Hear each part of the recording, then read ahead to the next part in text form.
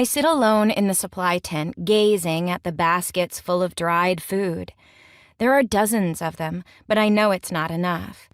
It's never enough, because there seem to be new mouths to feed every day, no supermarkets full of food, and more snow.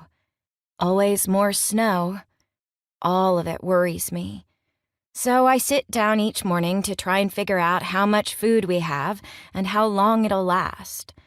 There are 13 baskets of the spicy trail mix called ka, 4 small baskets of different types of leaves for tea, 3 large baskets of strips of dried meat, and 1 basket full of rendered fat.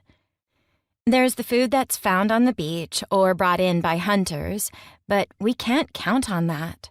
So I assume every day that we're going to eat what's stored. The head count fluctuates too, which means I need to redo my counting every morning. Saluk and Pashov are about to head home the next time Veronica and Ashtar head out, so soon I'll be able to take them out of the equation. Unless someone new from the Croatoan village decides to show up and throw my theory out of whack.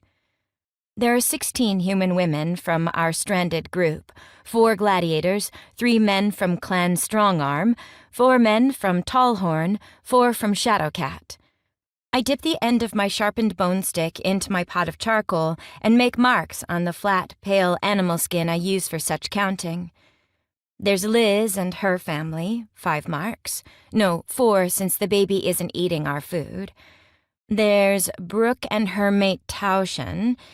There's Harlow and Rook and their son, Farley and Marduk, and now Gail and Vaza and their baby.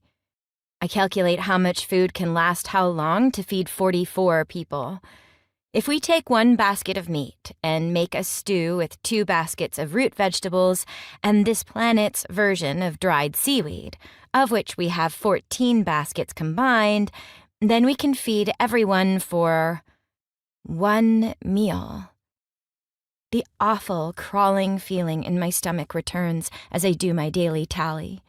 I stare at the baskets and baskets of food, but it doesn't feel like enough. Maybe we can do 2 baskets of vegetables and half a basket of meat to make things go further. Even though the hut is full of food, it's less than a week's supply. That's not good.